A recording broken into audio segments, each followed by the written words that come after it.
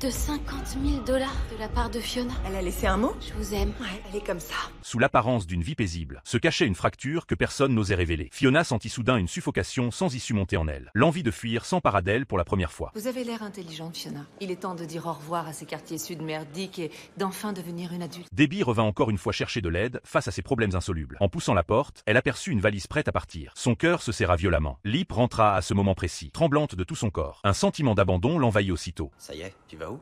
Je sais pas trop. Tu dois bien avoir une petite idée, non? À mon avis, j'aurais fait demi-tour avant d'arriver à l'aéroport. T'as pas intérêt. Les liens du sang leur permettaient de se comprendre sans un mot. Un seul regard suffisait à lire les tourments enfouis dans leur cœur. Lip comprit instantanément que sa sœur devait partir seule vers son avenir. Il descendit immédiatement prévenir toute la famille de se préparer. Fiona s'en va. Alors on va organiser la teuf du siècle, compris? Carl, tu gères les pizzas et les bières, ça te va? Je l'emmène. Super. Je vais chercher Liam. Ça roule. Moi je vais voir Kev et Vivi et prendre de la bidoche chez Lem. Tu me conduis? Ouais. Tout le monde sortit en hâte acheter des provisions. Fiona observa sa famille s'activer autour d'elle. Son cœur se serra davantage. Elle déplaça discrètement ses bagages en bas. Elle craignait que son départ ne bouleverse tout le monde. Son regard parcourut cette vieille maison témoin de tant de souffrances. D'innombrables souvenirs étouffants refirent surface. Elle savait que rester sur place ne ferait que l'épuiser davantage. Oh, c'est ma fille Sarah. Elle voudrait être au hublot pour le décollage, si vous êtes d'accord.